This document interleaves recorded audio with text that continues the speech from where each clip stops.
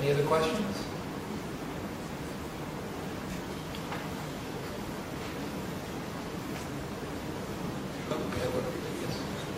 Hello.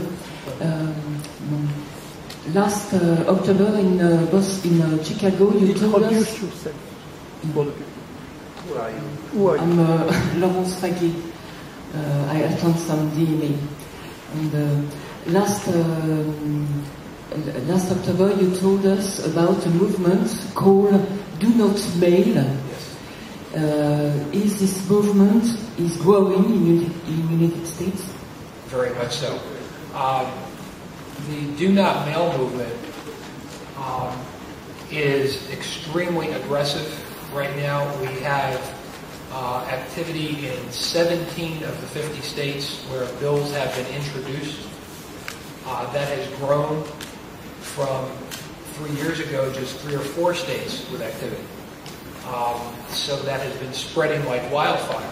That's the bad news. The good news is that we've been able to defeat every one of those bills so far in the states. But it has taken a tremendous amount of resources.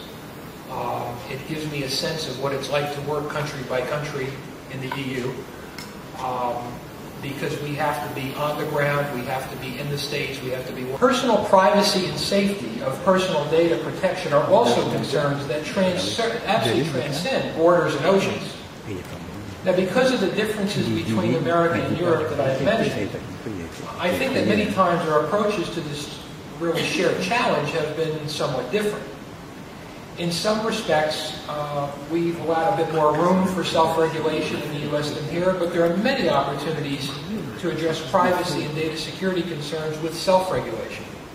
We're very proud to be engaged in that process ourselves through our work with FEDRA. And as you know, in the U.S., privacy is seen as an interest to be protected rather than as a civil or human right, which sets up a very interesting difference and a very interesting philosophical debate that we need to engage in.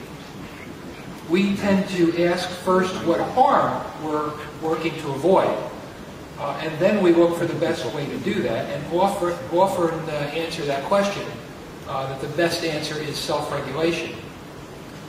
And with great respect, it seems to us that having the view of privacy as an absolute entitlement does leave both the business community and the government with somewhat less flexibility. So, again, an interesting area for us to explore together in terms of how that moves forward.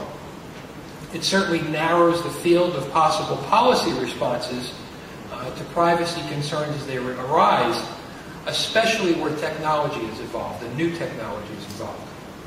For example, the new issue of behavioral targeted advertising on the internet has drawn the interest and concerns of regulators both in Washington and in Brussels.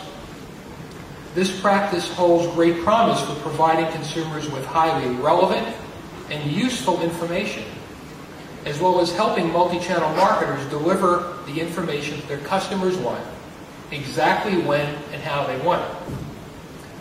But the issues regarding privacy are only beginning to be uncovered. In our country, the Federal Trade Commission has proposed self-regulatory principles while we see how the issue plays out. They call for clear, prominent consumer advice and notice, and an ability to opt out of the process. There's some time for questions, so I'm happy to take those, and I'll put the translation device on, so if anyone needs to, I very much apologize for my inability to speak French. Now,